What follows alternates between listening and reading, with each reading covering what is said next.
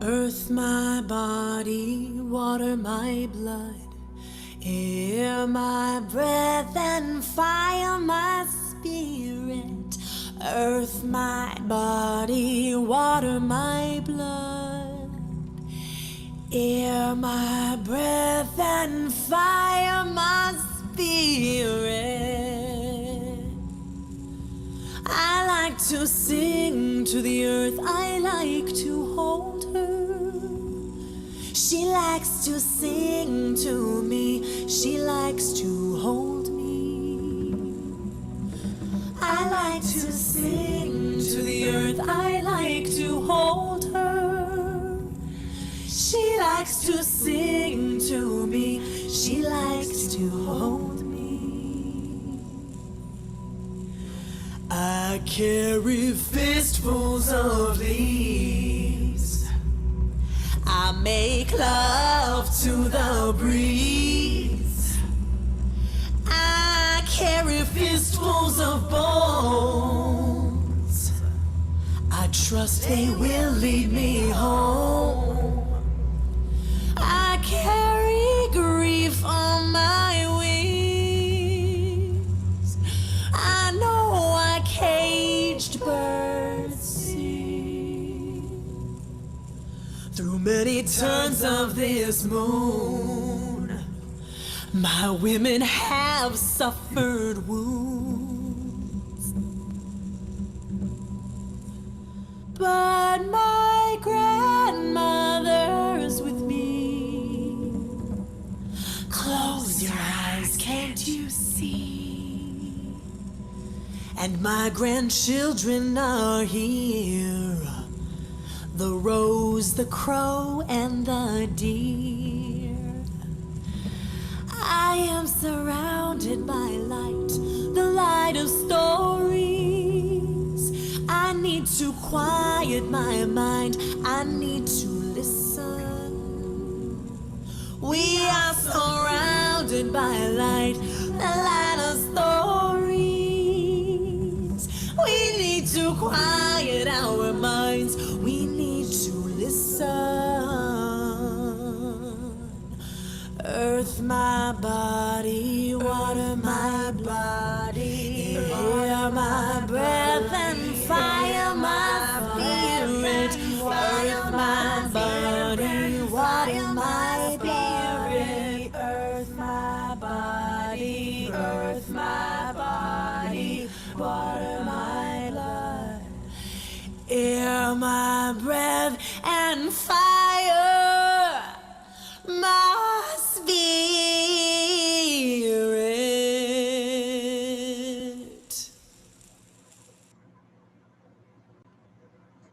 Okay, welcome everyone to our 19th of 52 lessons for Wind Voices. Before Susan, if you can unmute yourself, before she introduces our speakers, I just want to wish all the mothers and grandmothers a happy Mother's Day. Love you so much. It's all yours, Susan. Thank you, Rodney. Hi, everybody. I see Anne there, Daryl. I see everybody. It's nice to have you all here. This is a special day, Mother's Day, and I want to do an acknowledgement to our men, because it's all about that balance. And I may have mentioned before, I remember when I was at one of the United Nations receptions with the Commission on the Status of Women, and this beautiful white-haired man came up to me and he shook my hand and he said, "Hello, grandmother, I am a grandmother."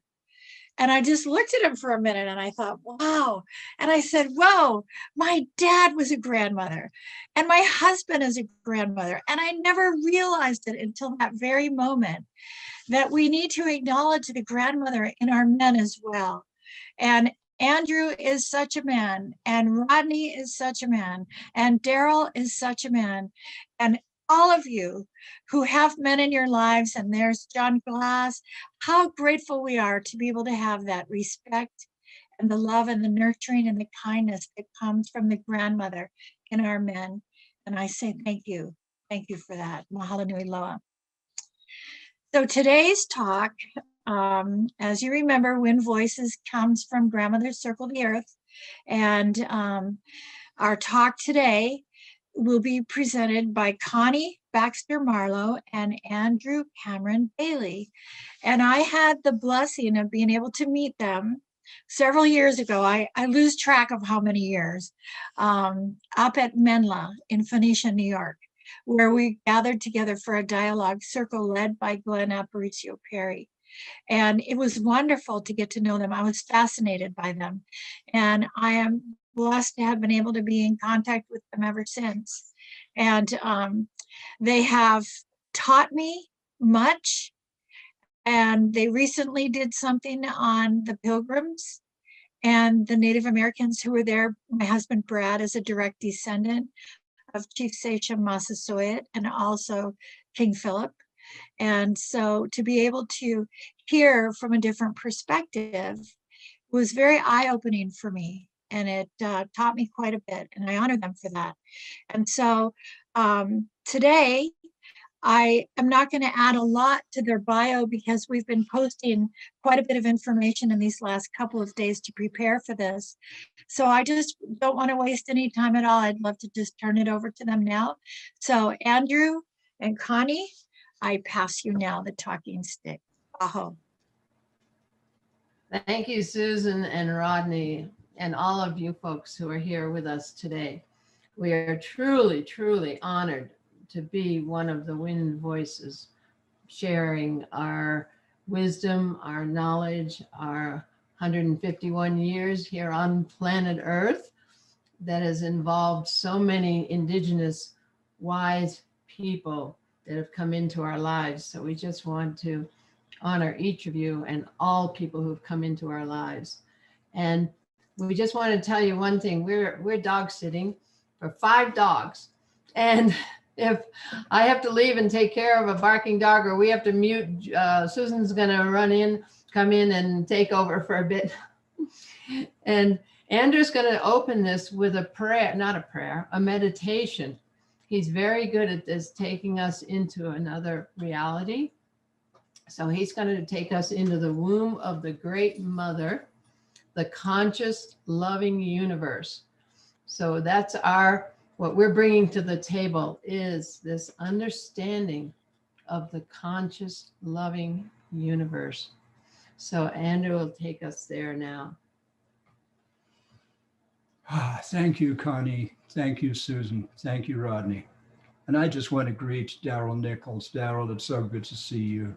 I remember you very well, brother. So, and anyone else we have met and I don't recognize right now, I acknowledge you. John Glass. John Glass. Yeah, Oh, he's here. Yeah. Oh, Yeah. I could just spend the whole time talking about these marvelous guys. So it's really very special to be a man who has been asked to present a meditation, or it's kind of a shamanic journey that I will take us on. It's a journey from a place that we all know very well. We've all been there, every single one of us, because for 9 months we were in that place. So I'm going to go to that place. But I'm going to take us on a journey that shows us, even after we emerged from that sacred place into this sacred world, we're still in the womb of the Great Mother. From our personal mother to Gaia, Mother Earth, to the universe, which I just regard the universe as feminine.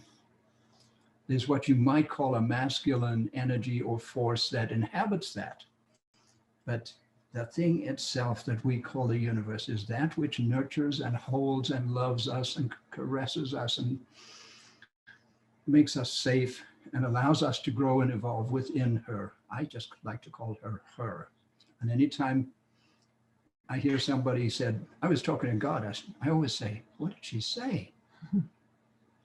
So let us gently go within. Oh, and just before we go, I want to mention that you folks are mostly American, and many of you are Native American.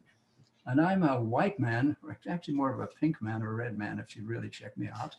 But I grew up in Africa. I was born in England. And my family moved to South Africa when I was 3 years old. So I grew up during that whole period of apartheid South Africa. Very educational time to be a young man coming to consciousness. And these beads are from the Zulu. I'm sure you've heard of the Zulu people. And this little piece is from the Bushmen of the Kalahari, who carry the world's oldest DNA. They are the first people of Africa. And I just want to invoke the spirit of Mama Africa as we go. So, if possible, sit comfortably with your spine erect. It just helps the channeling of the energy as we ascend. Close our eyes and remember, and specifically, let us remember the time before we were born into this beautiful earth, the time when we were protected and nurtured and were growing and evolving within the womb of our own personal mother, that sacred being who brought us into this life.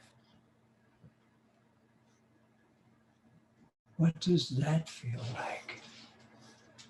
Can you remember that? I suspect that a lot of us have forgotten that 9-month experience we had as brand new humans. And yet it's in our memory somehow, somewhere. And it's a precious memory because it reminds us of that unconditional love that our mother had for us before she even met us, before she nursed us, before she held us, before she named us, with the help of the Father, the masculine energy.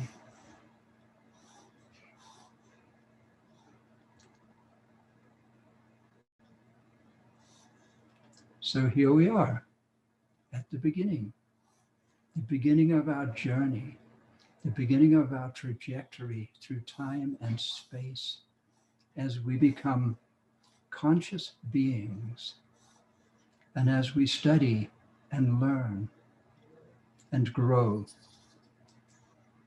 And many of us, as we come to understand the extraordinary thing it is, even though there are 7+ billion of us on this planet, it is still the most extraordinary fact. I am a human being on a planet with a very delicate atmosphere in the blackness of space. And yet, that blackness of space is inhabited by energy, inhabited by love, inhabited by spirit. So let's take this little journey that we've all taken. Let's come down through the birth canal of our beloved mother. Let us emerge into this life. Let us look around. Let us breathe. Let us feel. And those feelings aren't always easy. This can be a challenging planet. We are members of a challenging species. But our species has potential that we may not know about yet. Our species has possibilities that it has yet to manifest. So let's imagine, or let's be confident that our species is evolving. One of our beloved sisters and grandmothers, Barbara Marx Hubbard, spoke of conscious evolution. I, you, we are consciously evolving as we awaken to the true situation we are in on this planet.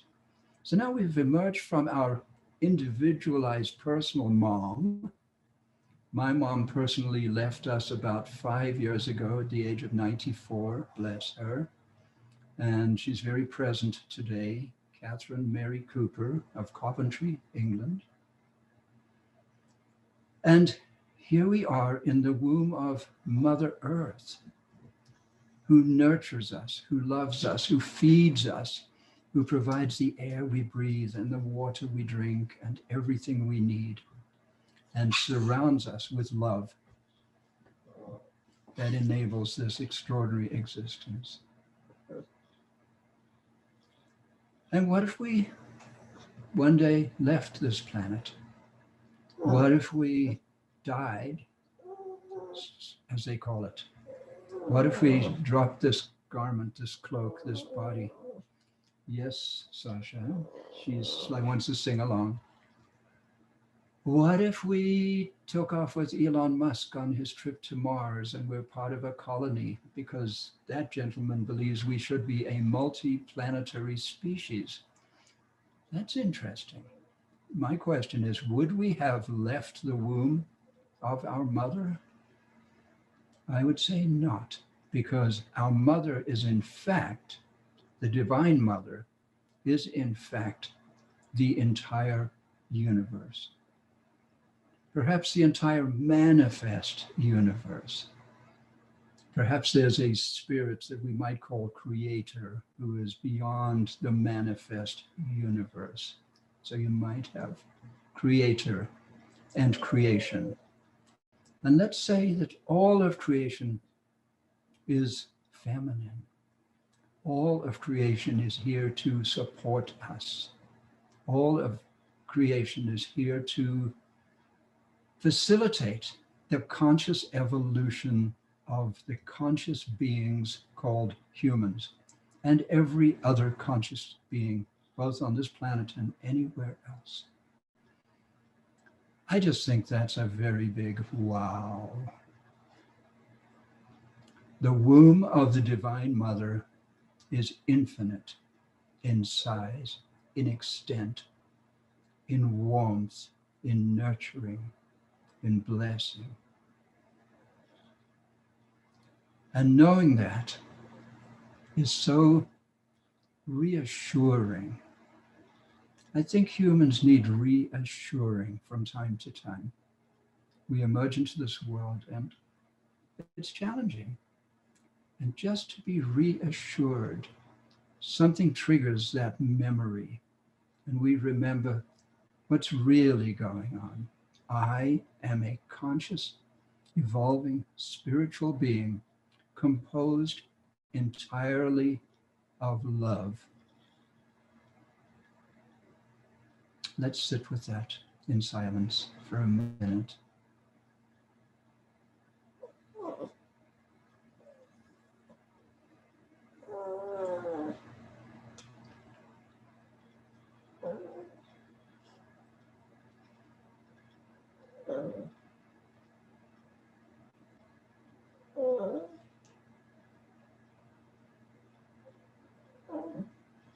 And in this precious present moment, let us know that we are blessed.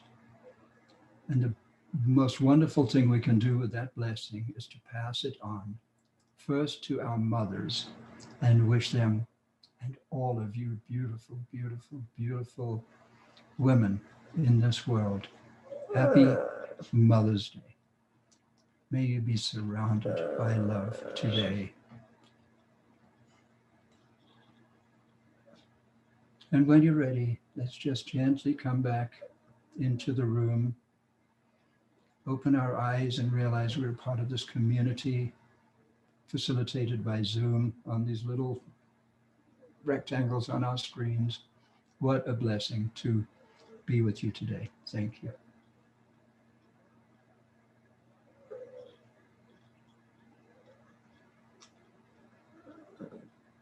Sasha, you're on.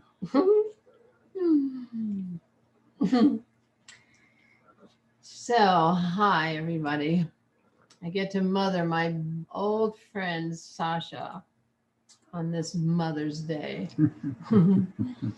So, we wanted to share our stories We didn't want to present what we know and what we've learned. We wanted to tell it through story, like the native people that I've known. You ask them a question, you don't get an answer, you get a story. And it's been such a delight to be on these calls with these profound elders that are bringing such deep wisdom. I just honor Susan for who she's brought to us all. And I wanted to, I guess I'll just start with my story. And my story is that I was raised in the great state of Maine. And I come from a family who gave all their money away to the people of Maine. They were governors and mayors in Maine, and they championed the earth and the water, the animals and the women in office. And they, to me, were a model. And they actually, to me, they said, there's another way of being, because they gave all their money to the people of Maine in the form of mountains and parks and libraries. So I questioned my paradigm. And I guess it was what I came here to do. I said, what are the missing pieces of our paradigm that have humanity out of balance? Because I actually sort of had an epiphany when I learned about Florence Nightingale and all that she gave and all that she was. I saw the love in the human heart. And I said, what are the missing pieces of the paradigm that have us out of alignment with the love in our hearts, that have us treating the earth and our children and ourselves this way? So I went looking for it. And I took up with an Austrian Olympic champion skier who was very different from my culture. And I went to Europe looking for this other way of thinking and being. And all I found was more of the same. And then I was in Santa Fe, New Mexico, and I picked up a book of Native poetry, Native American poetry. And I went, oh my goodness. There are 500 Indian nations who have these clues. They have clues. They have another way of seeing, another way of being.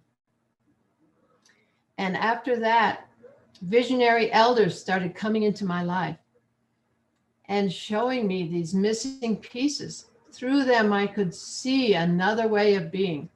Wallace Blackout, one of the great Lakota elders, became a very close friend over decades until he passed. He was a walking phenomenon. My jaw dropped the day I met him in 1990, and it still was dropped at his funeral. So other elders, other visionary elders, grandmother Bertha Grove and Arnie Neptune from Maine. I grew up in Maine not knowing there were any Native people in the state of Maine, but I came to know them through this awakening to what they were carrying for humanity. And I saw that what, for me, I had a revelation. What's next in the evolution of consciousness of humanity is that we come to understand what the indigenous peoples know about the nature of the universe, how the universe works, that we're out of balance because we don't understand how the universe works. The scientific paradigm that came in the 1600s with Newton and Descartes and all that separated us from ourselves and from the rest of the nature. We became insulated, insular, and separate. And that gave birth to our way of being, our systems, our way of being. And so I saw there was another way, and I saw the importance of the Native people. So for 30 years, I've been creating forums for them to share what they know about the nature of the universe. It's not issue driven. It's okay, let's fix this situation. Let's let's understand how the universe works. And after many years with these Native people, someone asked me, have you read The Holographic Universe by Michael Talbot? 3 people asked me, the third person put it in my hands, and I actually read it. I don't read all the books I have. I have lots of books. I read this book and I went, OMG. This is the world Wallace Black Elk and these shamanic elders are talking about. And then What the Bleep Do We Know came out. And I'm like, okay, the world's ready now to understand quantum science. So because quantum science can help us, the left brain, understand what the Native people are carrying so that we can open our hearts and our minds to walking in alignment with the universal law, the sacredness and oneness of all life. And I just want to say that Wallace Black Elk said to me, he said, Connie, you read between the lines and you teach me. Okay? Because he knew, and the Native way is an evolutionary process. That's what I got, that I have something to bring to this process, who I am as a white, upper middle class American girl, woman, that I have something to bring. And he gave me permission to bring that. And so my life has been a journey through understanding what I see and what I know and bringing that to the party. And so Andrew came into my life and he brought so much to this vision and to this knowing. And so the two of us in partnership have really something solid to bring to this evolution of consciousness. And that's what our piece is. It's the evolution of consciousness. You heard Tahatnade speak on this. I don't know how many of you have come to all of them, but for me, Tahatnade and Shahawin, okay, the two of them are, and everybody's brought so much importance. Those two stuck out for me because they're talking about consciousness. They're talking about energy. And that's our role, Andrew's and mine, to bring an understanding of our vibratory level, our frequency. We've written a book called The Trust Frequency, 10 Assumptions for a New Paradigm. And so the importance of our gift is that we understand the conscious, loving nature of the universe. And our book, our work brings, we resolve the paradox that we see things as not love. Okay? All those things we see as not love, we have an understanding that the nature of that love that is and drives all things is unconditional. Okay? And unconditional love in our construct, we have a construct. Unconditional love means it gives us everything we ask for. Okay, what are our requests? Well, our vibratory level puts us in a certain frequency. And so every frequency has a different set of laws. So what determines our vibratory level? Our consciousness. And what determines our consciousness, our level of consciousness? Well, we have 7 aspects of our consciousness that begin with the letter A that we can check on a regular basis, because these determine our frequency and our reality. And we ask people to take that as absolutely true. There's no ifs or buts. Wallace always said, no ifs, no buts. You know, it's what is. But as an exercise, because we're not saying it is what is, we just say, please take it as what is for the exercise, because it's up to you to determine what is for you.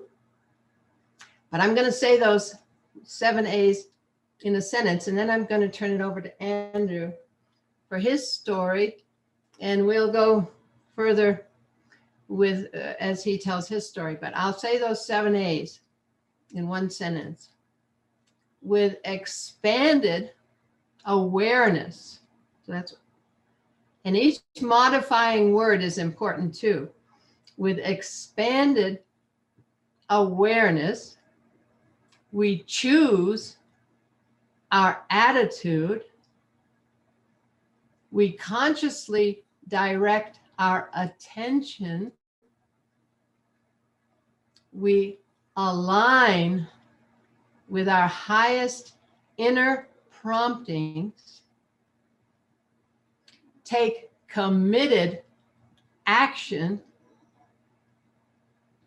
and allow the loving universe to manifest beyond our wildest dreams. Because we can't fathom what's in that frequency. Okay, because we're in our little box of what we've been associating with through this lower frequency time on the planet. And it's been a very important job that we've been doing for all of creation, with transmuting fear, separation, scarcity. Okay, that's what this has all been about for all of creation, so that we can open our hearts. All of creation is awaiting the love in the human heart. That's my knowing. And everything serves the coming of peace on earth and heaven on earth. That's my absolute reality. And I'm happy to share it with you. And now I'll let Andrew go forth and share your story. Thank you. Thank you. Beautiful, Connie. Thank you. So I never know what I'm going to say in any of these meditations or shamanic dreams that I pursue. I just follow a path and I'm guided, and I go down that path. Somebody takes my hand and off we go. And one thing that came through that was, it's the first time I've ever said those words, is that the entire material or manifest universe is the Divine Mother. And while Connie was talking, another part of my mind was thinking, oh, material. Do you know the Latin root of the word material? The first 5 letters are M-A-T-E-R. That's Latin for mother. So happy Mother's Day, material world. So yeah, I was born in Coventry, England, in the middle of something called World War II. And Coventry, England happened to be the most destroyed city in the United Kingdom, because it was, Coventry's the city where to this day, and back then as well, they are best known for manufacturing motor cars, such as Jaguars and Triumphs. And those automobile factories had been turned over to the manufacture of fighter planes, those World War II fighter planes with the propellers, not the crazy howling things we have these days. And so the Nazis, the Germans, the enemy, whatever they were called, were determined to eliminate those factories. And so they dropped an awful lot of explosive devices on the town where I was gestating. And during that 9-month period, I was spending the nights, I'm told, under the dining room table. We had a very sturdy dining room table. So if a bomb hit your house, the safest place was under the dining room table, which is where my mom spent those nights. While my father, who had worked all day building fighter planes, was out with these anti-aircraft guns trying to shoot these airplanes down from the sky. Wild time. Why would I choose to come? If I consciously chose to come to this planet in the midst of that conflict, it's kind of interesting to just wonder, what was I thinking? Who sent me here? What's up with that? So a part of my theory is this. I was slightly off course. I came howling in like a shooting star. I landed in the womb of my mother. I evolved. And when I was 3 years old, my parents looked at me and said, okay, we're leaving. And we left and we moved to Africa. And I actually grew up in Africa. What a blessing. Can you imagine what a blessing it is to grow up in that extraordinary environment? I grew up among the Zulus. I grew up in a culture that believed the Bushmen. Do you all know the Bushmen? The film, The Gods Must Be Crazy? Those folks. I had the privilege of taking Connie when we met to the Kalahari and introducing her to those folks. And this is made by them, this little beautiful. And I've never been loved on like I was by those people. Stroked and loved and adored. Mm-hmm. And speaking of stroked and loved on and adored, I grew up among the Zulus, and the Zulus are such people, while they're wild warriors and their history is, just these, they're very difficult to get them out of their warlike mode and get them to put on a suit and tie and go to work. I'm not going to do that, boss, I'm sorry. But they were so loving. And the African women who tended to take care of us little white boys and girls were so loving, often more loving than our own mothers. Our mothers were busy and distracted. And these beautiful Black ladies, wow, what a lesson in mothering, being mothers. So I got to grow up there, which was I just regarded as such a privilege. And yet, as I came to consciousness at 13, 14, 15 years old, one becomes political. One begins to look around and say, why these rules in this society? What's up with that? Why can't I have my little Black friend over for dinner? Oh no, because the government says you can't. I have an Indian friend who has brown skin, whose ancestors are from India. Why can't she be my girlfriend? Excuse me, what's up with that? She's beautiful. Well, I know she's beautiful, but she's brown. I know, that's what's beautiful about her. Oh, anyway, all of those confusions, right? So we begin to think these things through. And in that British colonial education system that I grew up in, it's very good. It's one of the best, if not the best in the world, but it's very structured.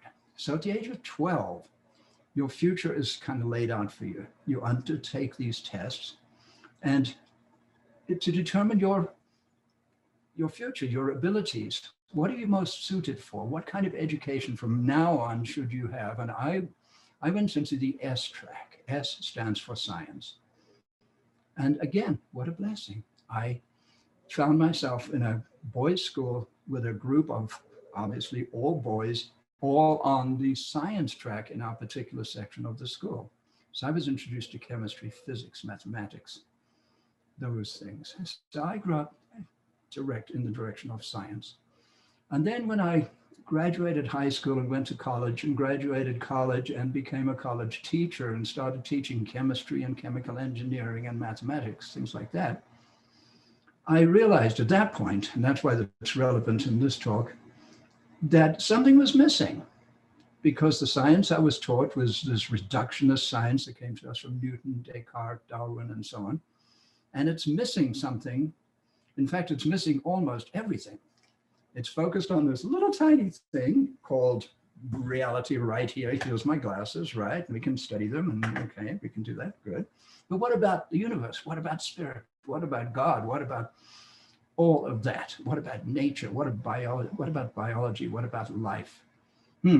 So I began to realize I wanted something more. So I did another degree while I was teaching chemistry and so on. I took a degree in anthropology, social anthropology, which is the study of living human communities and ethnic communities. And I learned about the Apache ghost dance, and I learned about on and on and on with all of the Latrobian Islanders out in the Pacific, the cannibals, and all of those folks, right? These our fellow human beings on the planet. And at that point, I had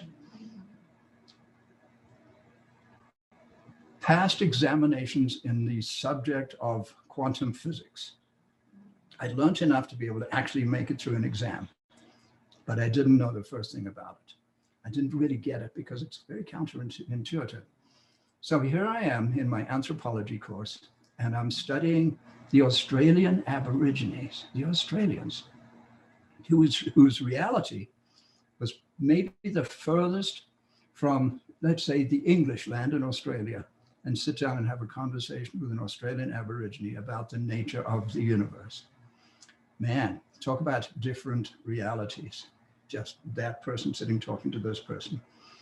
But as I studied this anthropologist's rendition of the Australian Aborigines' reality, the dream time, at some point in there, and I was 20 years old or something, I remember just having this total realization.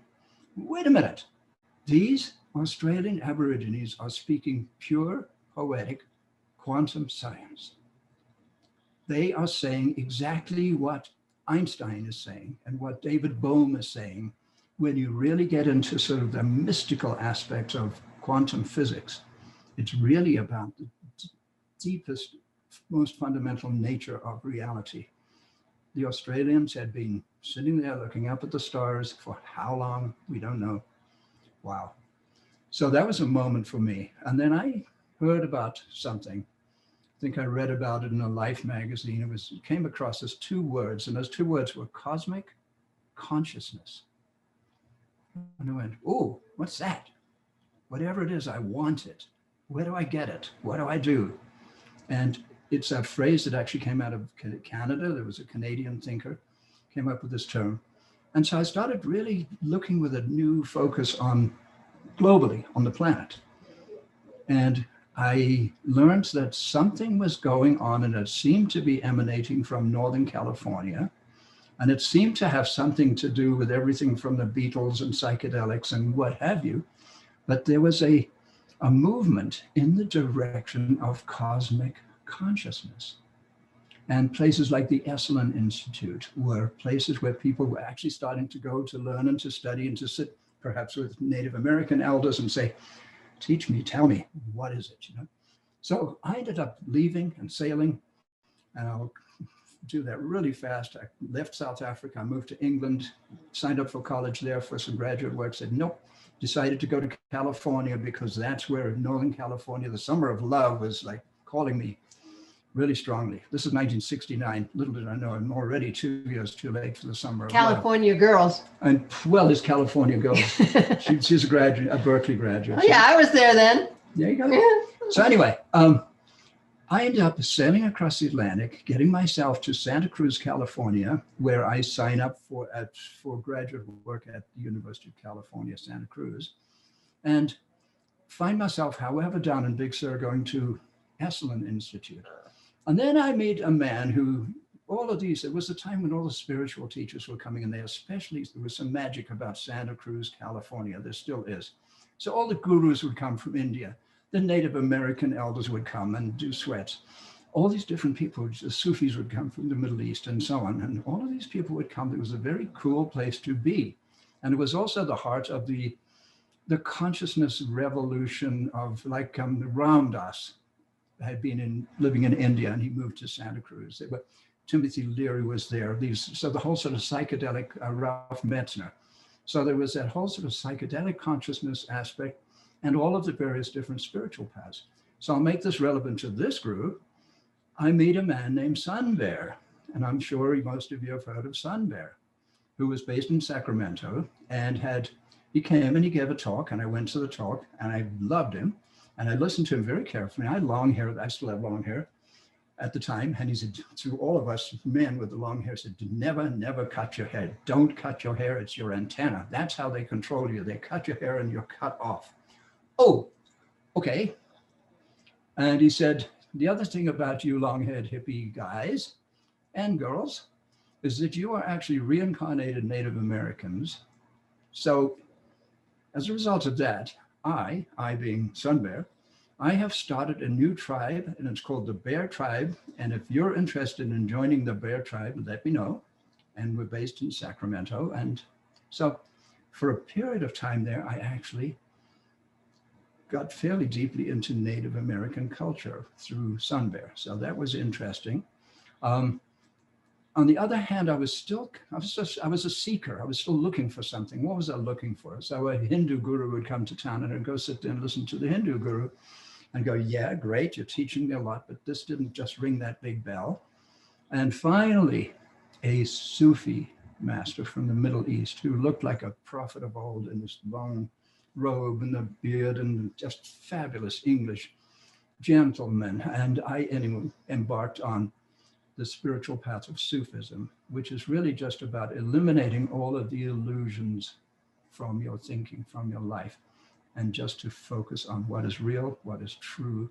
And the only thing that's real and is true is love. And that's the message of the Sufi. And that's also the message that Connie just brought to you right there. So I think I see the hand of some kind of guidance there where I was just guided perfectly. And then I end up on the East Coast meeting some Siberian shamans, working with them, going to the Omega Institute to a workshop they were giving. And here's this gorgeous young lady. And that was 18 years ago, and we're still celebrating that. Yes, it was definitely divinely orchestrated, bringing us together. We'd both been married. I had 3 children. He had 5 children. And the Spirit catapulted us out of those marriages. We'd learned our lessons. We'd done our job and put us together at the Omega Point, at the Omega Institute. So that was really telling. And so we, as we say in our bio, we got right to work. And within 5 years, we were back at Omega Institute screening our film, In Search of the Future, What Do the Wise Ones Know? And we've given you a link to it. You can watch it online.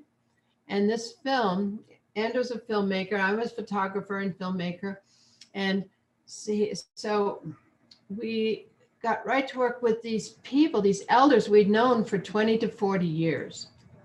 So they were speaking things to us that they don't normally say. So that film is a very important film because they're really showing us the interdimensional aspect of reality, you know, some very deep stuff. And we have scientists on the film who are speaking the same language, and visionaries.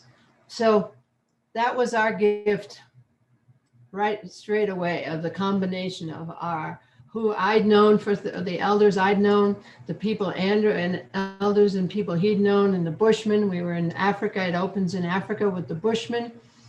And it was just a magical mystery tour to the production of this film that they invited us back to screen. Yeah, so at that time, my mother, bless her, happy Mother's Day, Mom, was still alive. And so every couple of years, we would scrape it together somehow and get back to South Africa and go and see my mom and my mother-in-law at the time. And with the mother of my children, Susan, we developed a nonprofit, a 501c3 called Indigenous Heritage. And it was specifically about the Bushmen, because talk about underrepresented. They're probably the most underrepresented people on the planet. They're the absolute bottom of the economic and social level in South Africa. Their story is heartrending. And we didn't want to sort of raise money and give them money, that sort of Western approach, or even they'd say a church in Norway would send a team over there to see what their needs were and say, oh, what you guys need is water. So they'd send a boring system and they'd drill a well and they'd put up a windmill and now they have water.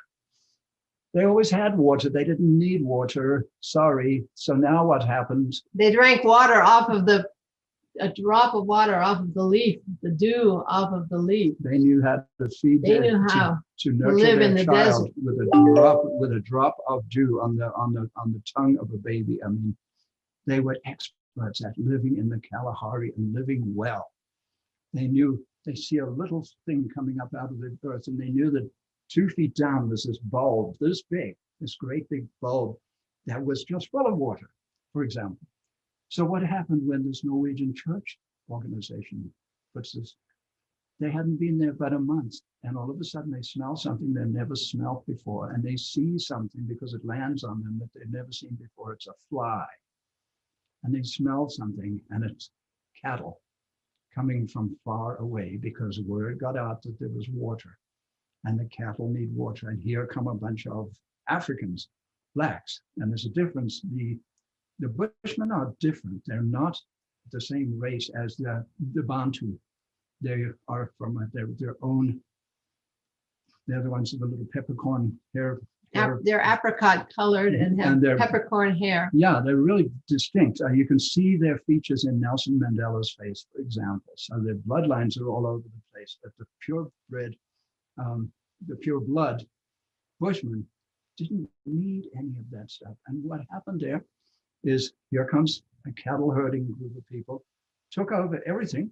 And the Bushmen had 2 choices: leave or become slaves. You can become a slave and work for the cattle holders. They need help. Or you can leave. That's a tough option in the place you've lived for the last 50,000 years. So these do-gooder types, it's interesting. We really got to think about that deeply. So that's getting to be probably a bit too much of a story. But the fact is that I had, when I met Connie, a deep relationship with the Bushmen of the Kalahari. And I was able, within a few months of us meeting, to say, well, got to go and meet my mom. And while we're about it, we'll go to the Kalahari. And that's where the film starts. And if you see the film, you'll see it opens right there in the Kalahari with these extraordinary, beautiful little people. Because we were known and loved, so, and accepted and brought into their hearts. And expected, yeah. Yeah. Mm-hmm. So that's a gift we have brought to the world through this association with the visionary elders. And so what we've brought also through this understanding of the conscious loving universe, that we give an overarching act of free will, because there's only free will in our understanding, that we give an overarching act of free will when we incarnate onto the planet.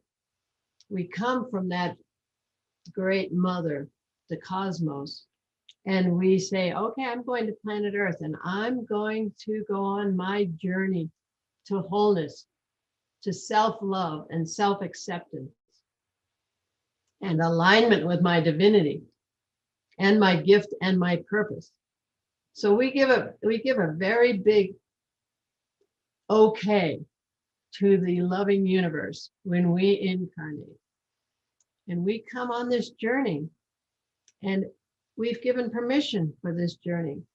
And so what we understand is that everything that happens in our lives happens for us, not to us. That we gave permission, we said, okay, I'm going to learn to love that part of myself that thinks I'm stupid, or that thinks I'm not enough somehow, that I'm too tall, I'm too short, I'm, all those things that we're carrying inside, those things that are, we defend with defense mechanism. We don't want anybody to know how we feel about ourselves, because we have to show up and look happy. And we have to show up and look like everything's okay. And that we show up at school and we tell the teacher what the teacher wants to know, even though we know something else. So we think, oh, well, I must be weird if I know something the teacher doesn't know, and the teacher doesn't want to hear it, and nobody else does either. So I'm weird. I'm not okay. So we bring in these experiences to show us what parts of ourselves we came here to love. So that teacher who says, hey, you're too much. You're too loud. You're too, you'll never be an artist. You'll never be a poet. You don't want to be an artist or a poet anyway, because you can't make any money. And mom and dad say all that. So we say, okay, I'll show up and I'll get a good grade and I'll do what you say, society, because I have to survive. And my kids have to survive. And I have to have I want to have a family. I want them to survive. So I'm going to fit in. But guess what? We came to bring all of us to this party. We came with a gift, and that gift is us. All of us. Our curly hair, or our straight hair, or our how tall we are, short we are, how we did in math in school, whatever, or if we don't have any hair. But we came to see these things. So everything in our life, every relationship, every circumstance, the circumstance loves us more than we do, because circumstance is divine, and circumstance is taking us on our journey to wholeness, to self-love, self-acceptance, and alignment with our divinity and our gift. Because all of creation is awaiting that gift we promised to bring to the party, all of us. So every relationship shows us our light, shows how great we are, the ones who come in and say, hey, you're really great. I love everything about you, but we don't believe it. And then we have these relationships that say, hey, I'm not going to the movies with you tonight, even though I promised. Oh, I'm abandoned. I'm not good enough. This person doesn't love me because I'm not enough. So they're not going to the movies with me. They bring up my abandonment issues. And what's under my abandonment issues? I'm not okay. So this is the application of our trust frequency construct, that we know we are loved by a conscious, loving universe, and that everything happens for us, not to us. Our relationships, our personal relationships, circumstance, our work relationships, whatever it is, to get our attention, to go inside and say, okay, what do you mean I'm not enough? I'm me. I came here to bring a gift to the party, and here I am in all my divinity. Warts and all. Warts and all. So watch out, world. So that's another big piece of what we're bringing through our association with these Indigenous people. What I saw, they said, listen, and I listened, and I got it, and I applied it to my life and what we're sharing in our work. So I just wanted to bring that. Hopefully that's a takeaway for you today, is that all of creation is awaiting our gift, which is all of us. And we're in process. It's the job we came here to do. So there's no shame, no blame. It's not, oh, you created all this stuff in your life because of it. You've got bad karma and, yada, yada. Forget that stuff. Because we came here with a job to do, and that is to love ourselves and bring our gift to the party. And the Native people, what I understood is everything has a purpose. Okay, everything has a purpose. That means it's all love. It's all good. It has to be. There's nothing else. No matter what it looks like. No matter what it looks like or feels. And so that's how I figured this out, through deductive reasoning, through my intellect. If A plus B equals C. So a lot of you, I'm sure, are empathic. You get stuff through your feelings. I was raised in New England. We didn't have feelings in New England. So I'm a recovering New Englander. So yeah, I'm sure you guys get your information in different ways. I get mine through my intellect, through deductive reasoning. And so listening and being with those elders, I saw clues to what I understand. And then Henry David Thoreau, everybody know who Henry David Thoreau is? In his conclusion to Walden, his book on Walden Pond, he went to Walden Pond for 2 years, 2 months and 2 days. And he wrote in the conclusion to Walden, he wrote this: if one walks confidently in the direction of his dreams, he will pass a certain boundary. He will put some things aside. New laws will come when he will pass a law. New laws will be made in his favor. Here it is. I know this so well, but there's a dog barking over there. He will pass a certain boundary. The laws will be expanded, or new laws will be made, and he will live with the license of a higher order of beings. So that's where I saw that the different laws that the different frequencies have different laws. And our vibratory level tells us if we walk confidently in the direction of our dreams, if we trust the loving universe and do align with our inner promptings, we're going to walk into a higher frequency. That flow of the universe, where the magic lives, where the abundance lives, what Jesus showed us with the loaves and the fishes and all his miracles.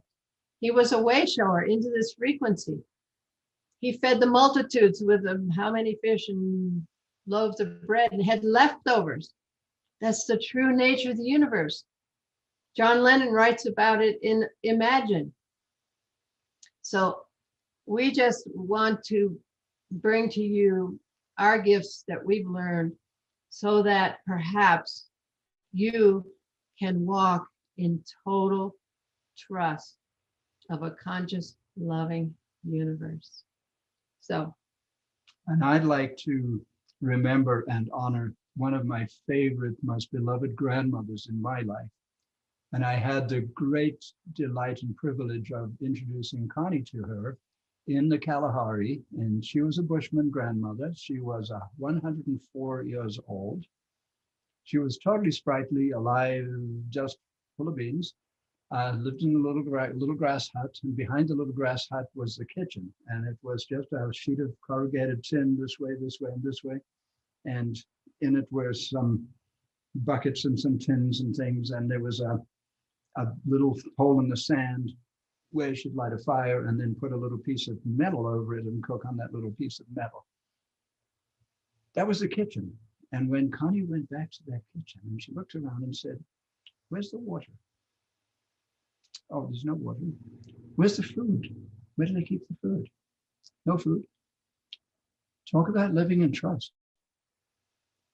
These folks literally lived on next to nothing. Their monetary worth was next to nothing. And yet they were spiritually and heart-wise just the most delightful people you could ever meet. And Grandmother Anna, how is she beautiful or what? Yeah, she's in the film. And she's in the film, and the Bushmen speak that click language. You may have heard of the ancient click language. The first human languages had multiple different clicks, and you communicated through these different clicks.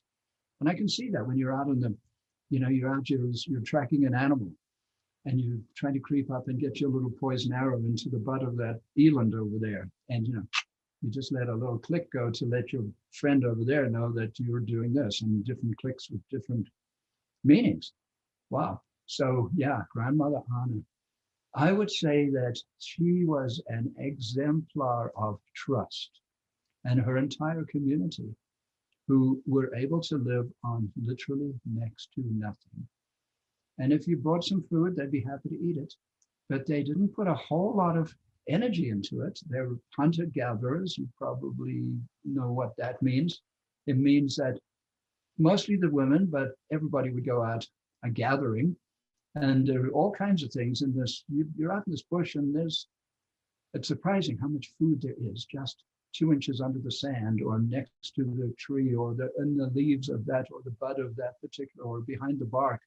They knew exactly where the food was, where the nurturance was, where the honey was. The honey badger would lead them to where the honey was. just how extraordinary to just be able to live with that degree of the opposite of neediness. They had an abundance that was so minimal that they could totally trust it. And when there was food, they ate. Man, they can eat.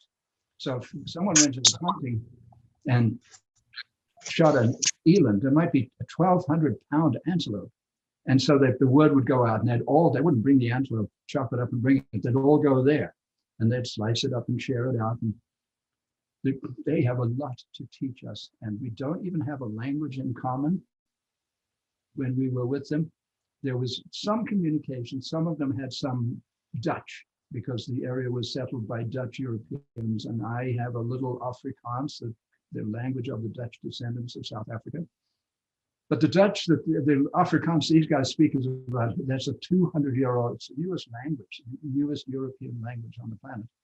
And they were, I realized they were speaking about a 100-year-old version of that. Like, oh, so tricky. So but he was able to communicate. There's no way you can communicate philosophically or scientifically, those kinds of ways we Westerners tend to need to communicate.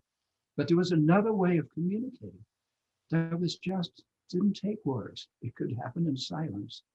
There was nothing to discuss. There was nothing to talk about. You just were, and you got the message. And if part of that message is, we're going to go over there tomorrow, somehow everybody just knew that, and we'd meet over there. And yeah, to me, the Native people, that telepathic communication is where we're headed, and that all the technology that we have has been taking us and teaching us that we can call cell to cell. Call me on my cell, right? So to me, everything serves the coming of peace on earth and heaven on earth. So I look to how it is serving. And all these computers that simulate the unified field, right? At this point, where all information exists, well, we can hook up to the unified field directly. And we're going to be soon. We're not going to need these computers and all that, because we're evolving. We're moving as we open our hearts and our minds. And it's happening now. I don't know how many of you are seeing it and feeling it on Zoom, thanks to the pandemic, putting us all together globally, like what we are right now, and slowing us down and getting us to connect so that we can do this next evolutionary step of hooking up to the unified field. So that's very exciting for me. And I expected it 30 years ago. And it's been very interesting watching the process.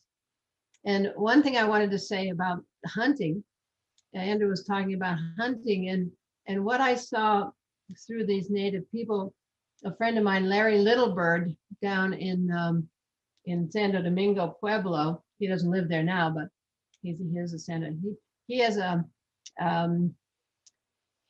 a story, a teaching story called Hunter's Heart.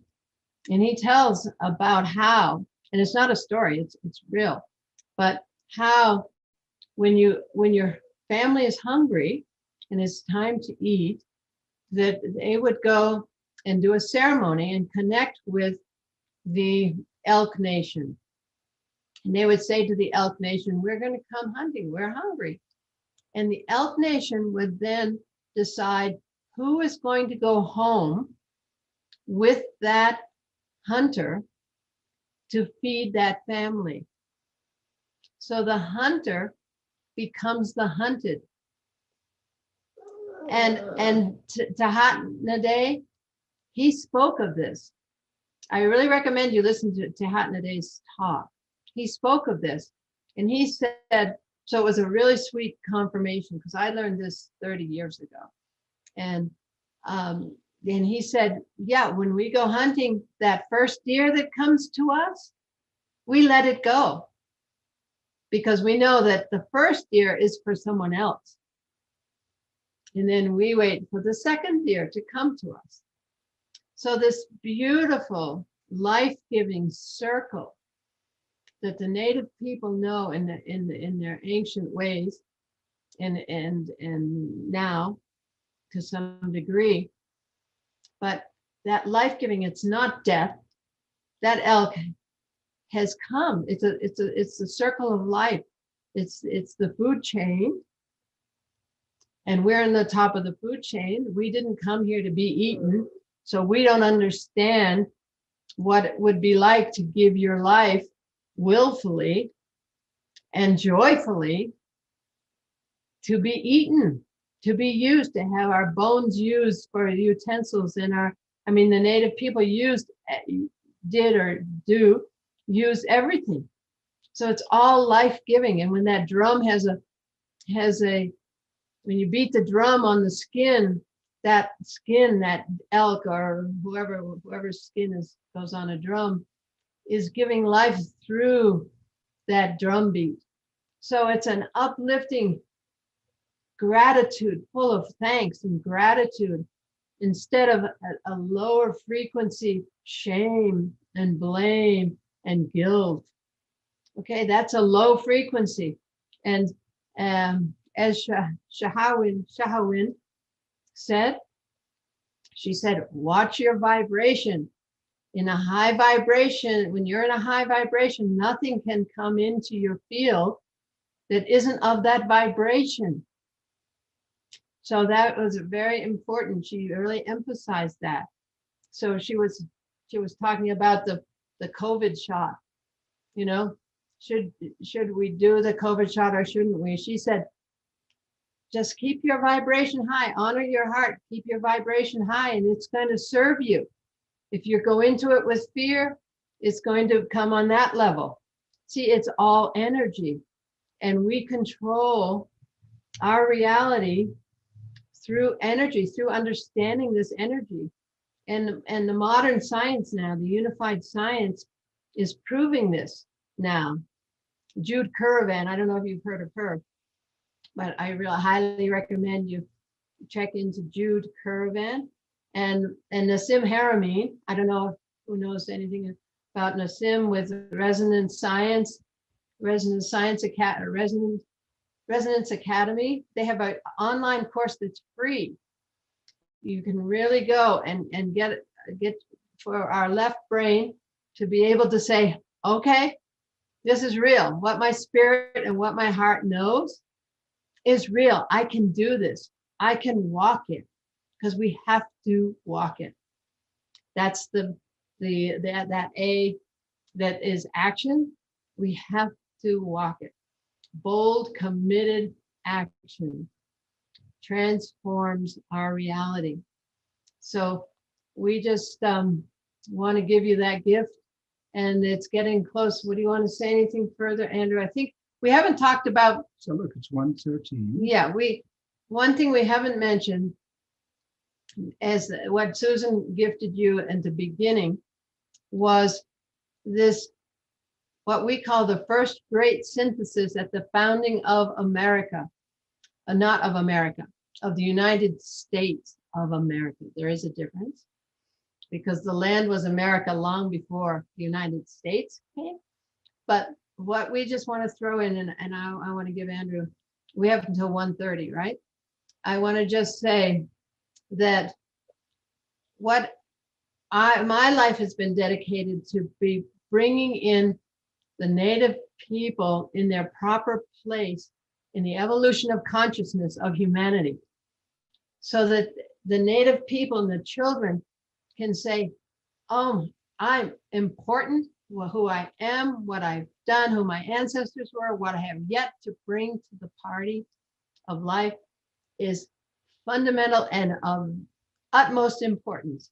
So the native people can move from feeling unheard, unrespected, unloved, into a position, a key position in the evolution of consciousness of humanity. And this is a key piece, is when the Mayflower Pilgrims came here, they were seeking, they stood up to the King of England and they said, guess what? I'm not going to your church. I don't care if it's treason, I'm not going to your church. These were the separatists. The Puritans wanted to purify the Church of England.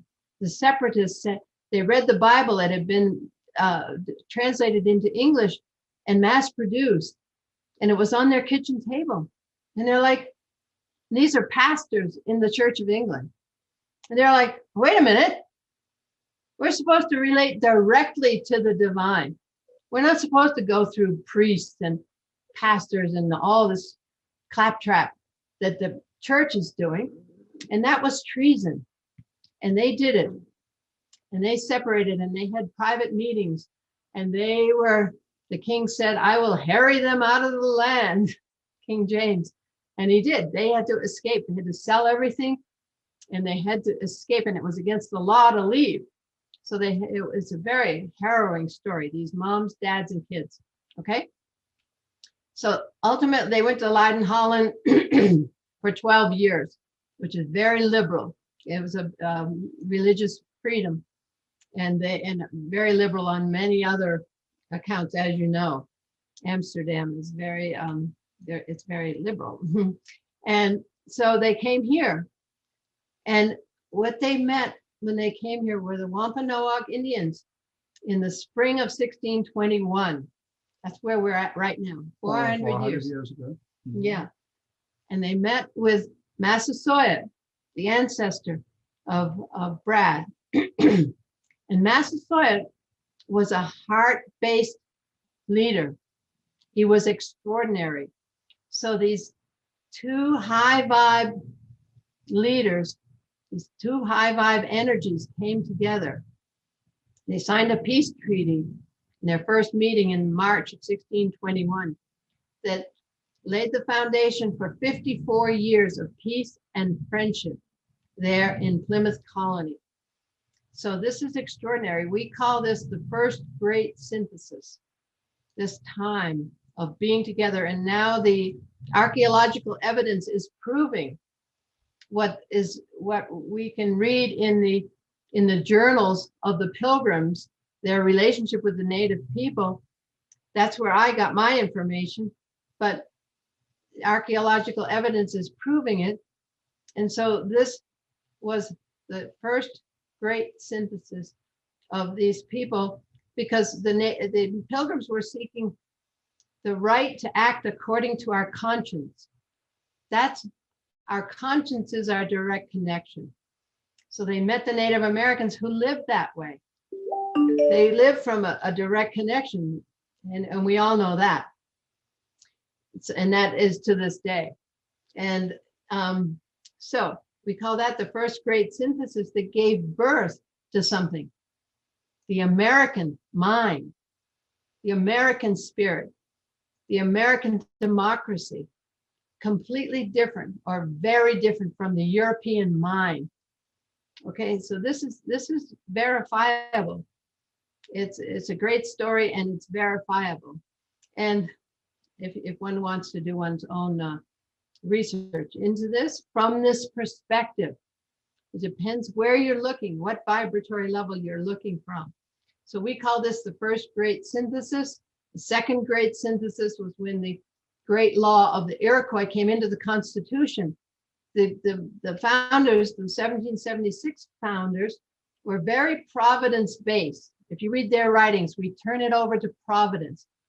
Okay, this country was founded on a spiritual basis, and they were associated with the Iroquois League of Nations, the leaders of the Iroquois, and the aspects of the great law of how to put together different sizes of entities, tribes, states, colonies, how to do that in an equitable fashion and keep their autonomy in their different sizes and their different perspectives. So stuff like that, very technical stuff, the three houses of Congress, and what many make the point is they left out the role of women. Okay, so, but what they did, this was a second synthesis. And now in our work, we're calling for the third great synthesis. It's about the future. It's about now. It's about opening our hearts and our minds to each other now. So, and realizing that spiritual basis of this nation so that we can open our hearts and minds to all life and all of creation, because everybody's here on this American land. There's aspects of every culture, every race, everything has come here to do this. So I'll let Andrew speak, and then we'll say goodbye. So it's 1:20, friends. I just want to thank and honor you so much for sitting through all of this. And I hope it's at the very least been entertaining and it hasn't put you to sleep. And there may have been some heart-opening information there that might have resonated with you. That would be wonderful. And it's just actually felt so good to, I just was thinking about presenting this and what am I going to say? You know, what am I going to do? And I just got, you know, just for example, Mother Africa. I mean, we who grew up in Africa actually use that term.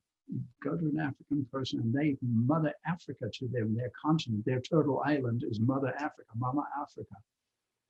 And, you know, there's those who believe that all humans evolved or emanated from Africa. And there are those who don't believe that. I've heard many stories of people, no, we it's okay, yeah, we came right here. I mean, and we came from the stars and we landed right here. And I love that. I'm fine with that too. You know, I just have my experience that I shared with you earlier on of coming into the womb of my mother. That's my personal origin story. So we each have the ability to study and look at this world we live in and this sort of inner and this outer world, and to make these decisions about how we're going to go forward. And in our and the key to all of this from my perspective is that one word, trust. Trust. And if you spell that out, it says truly rely upon Spirit's timing. Mm-hmm. That's kind of fun, because the hardest thing in life, one of the hardest things, is to be patient and to trust the timing of something. We have an idea and we want it now. We want it manifested now. And by trusting the process and learning to trust that and learning to trust ourselves, I learn to trust my intuition as you learn to trust your intuition. And once we've done that, we can now trust each other, because we actually ultimately do have to trust each other. I mean, I think of people who like get on the freeway every day and drive. Boy, do you have to trust a whole bunch of other people. Just as an example, it's so trust. And then the Bushmen of the Kalahari as an example of people who have so little. Do you know they used to occupy the whole of Africa? They were up in Egypt 2,000 years ago. They're rock artists throughout the beautiful, beautiful rock art throughout the continent. And they were pretty much eliminated down to the very south of South Africa when the Dutch first arrived, and then the English first arrived and found these people still living their old life the way they used to. That goes back, you know, we're no longer living in the Sahara Desert, but there are giraffes inscribed into rocks in the Sahara Desert, and by those very people.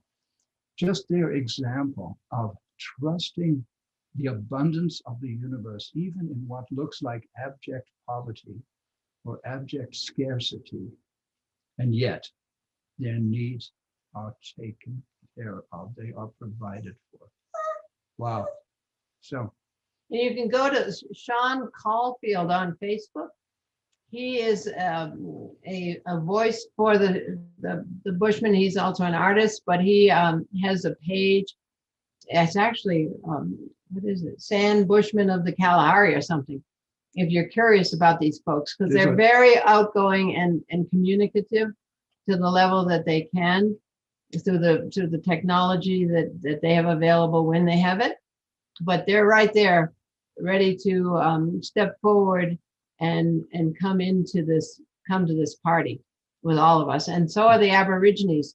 There's a lot of work with the Aborigines coming. They have Zoom and a lot of technology, and they speak English. So so one can connect with those old cultures. Let me say one final thing. The blessing of the pandemic, for me, the single biggest blessing has been Zoom. the fact that these people right here looking at each other right here, right now, are connected to each other in ways that were not previously possible. And if it hadn't been for the pandemic, we'd probably been too busy doing whatever, going to work and all the rest of it. But one of the extraordinary moments of this year and a half, or however long it's been, a pandemic on Zoom, was we were able to facilitate the introduction of the Bushmen of the Kalahari to the Australian Aborigines presently living in Northwest Australia. And they actually met on Zoom. They had never met before. They probably didn't even know about each other. It's amazing. So those are our gifts to you. And we hope that we've given you something you can take to in your lives and shift. And what I wanted to Tahatna Day, I have a quote from him, and I want to read it because it's what I understand, because I asked the universe, I said, if there's a leader, is there a leader of this transformation, of this shift? I mean, we're all aware there's a big shift, right? I assume you guys are all up on that in your hearts and spirits, and what the Native people have been saying all these weeks. And what the universe said to me, the universe said, no, it's the consciousness of unconditional love coming to understand itself. Okay, so listen to this quote from Tahatna Day. A great intelligent energy located in the cosmos, which has always been in existence and wishes to expand its knowledge. How about that? Another way of saying the same thing. Another way of the same thing. So that's what we're doing, because we are that energy.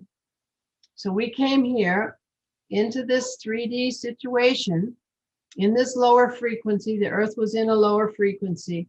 We built systems for survival in this lower frequency, in separation, fear, scarcity.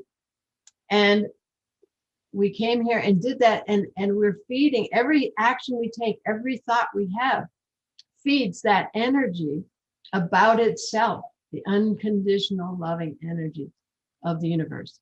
So I just wanted to bring that in and let everyone know that every thought we have, every experience we have is serving the collective. And if it's an angry thought, if whatever it is, it's all these emotions we have, it serves everything we feel, everything we've done, everything serves. It's not only the positive thoughts, it's that shadow piece. And Shahawin talked about the shadow. We've got to get that shadow up and out and let it out and let it into the light, so that we can move into this higher frequency with the earth. She's moving into a higher frequency. There's more information available now.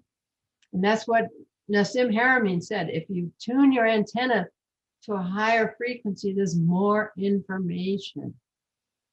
So that's what's really exciting. And that's what all these elders have been bringing through this series. And so I just bless Susan and Rodney and all of you for coming and living and learning and being and sharing your heart and your love and knowledge. Thank you for sitting through an hour and a half of this, and I just trust that you enjoyed it. And I just pray that the Divine Mother blesses you. And I think somebody's going to close with a prayer. I think Rodney is, right? So shall we do that now? Well, or what? How's our timing? You're out of time, and I think Susan's going to say a few words, and then I will close with a prayer. Okay. Okay, beautiful. Thank you so much. Thank you, everybody. Thank you. Walk in alignment with your heart and trust the loving universe, the loving, abundant universe. Don't forget abundant thinking. It's there. It wants to connect with you. Thank you very much, both of you. And thank you, Rodney, for this moment of my being able to share. I think that what came to me most strongly from the talk that you gave, there were so many things, but what I kept hearing over and over again was the Divine Mother. And the universe is the mother. And in Indigenous culture, it's the matrilineal. It is the grandmother and the mother, where that comes from. And the men are there in their very strong and vibrant and important role as warrior protectors, the hunter gatherers, those that keep the future of the community. And it's the mothers that are giving birth and being the first teacher to the children. And it's the grandmothers that are there. And this is not to aggrandize the grandmothers, but it's because we know that we will do whatever it takes to protect the future of the grandchildren, whether it's laying down our lives or whether it's giving our lives in service, that we're doing that. And that is the teaching of the universe. And so all of that is right there, and it's about respect.